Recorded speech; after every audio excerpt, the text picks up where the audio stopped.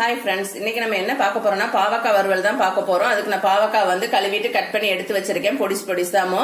இதை வந்து லைட்டா தண்ணி சேர்த்து உப்பு மஞ்சத்தூள் சேர்த்து வேக வச்சு ஃபர்ஸ்ட் எடுத்துக்கலாம். நான் வேக வச்சுட்டு காமிக்கிறேன். அவ்வளவுதான். உப்பு மஞ்சத்தூள் சேர்த்து பாவக்காவை நல்லா வேக வச்சு எடுத்தாச்சு.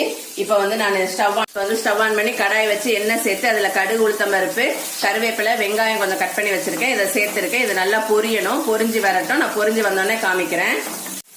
இந்த அளவுக்கு நல்லா வெங்காயம் பொரிஞ்சு வரணும். இதுல வந்து நம்ம குழம்பு மிளகாத்தூள் காரத்துக்கு ஏற்ப ஆட் பண்ணிக்கலாம். மிளகாத்தூள் ஆட் பண்ணியாச்சு. இதை நல்லா கொஞ்சமா 2 நிமிஷம் வதக்கிக்கோங்க. வதக்கிட்டு நம்ம வேக வச்சு எடுத்து வச்சிருந்த பாவக்காயை இதுல ஆட் பண்ணிட்டு சிம்ல வச்சு ஒரு 5 நிமிஷம் to 7 நிமிஷம் வரைக்கும் நல்லா வதக்கி எடுத்துருங்க. நல்லா பாவக்காய் வறுவல் ரெடி ஆயிடும். நான் ரெடி பண்ணிட்டு காமிக்கிறேன். இப்ப வந்து பாவக்காய் ஃப்ரை ரெடி ஆயிடுச்சு. அவ்வளவுதாங்க. இதை நம்ம இறக்கிற வேண்டியதான் ஸ்டவ் ஆஃப் பண்ணி.